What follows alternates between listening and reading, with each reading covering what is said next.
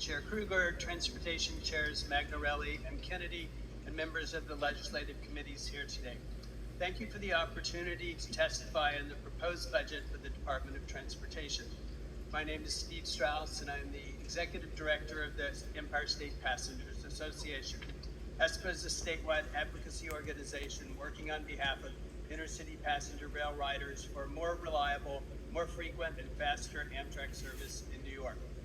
Let me start my testimony with a rhetorical question. How many of you knew that the state had released an $8.8 billion plan to improve intercity passenger rail service? A plan that proposed spending $350 million a year to rebuild the tracks between Niagara Falls and New York,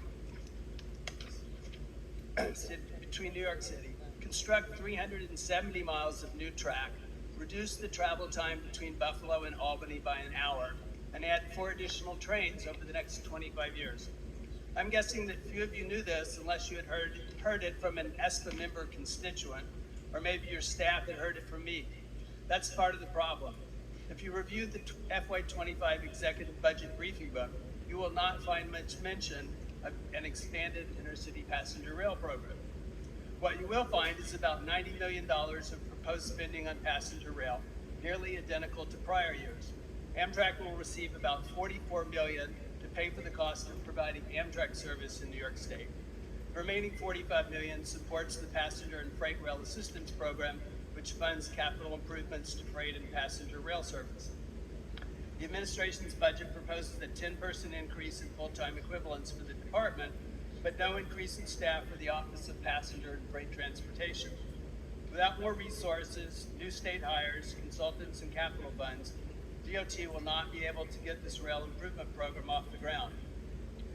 Even worse, this lack of resources, and more importantly, lack of commitment from senior level staff, puts us at risk of continuing to fall short at winning our share of discretionary funding from the infrastructure bill.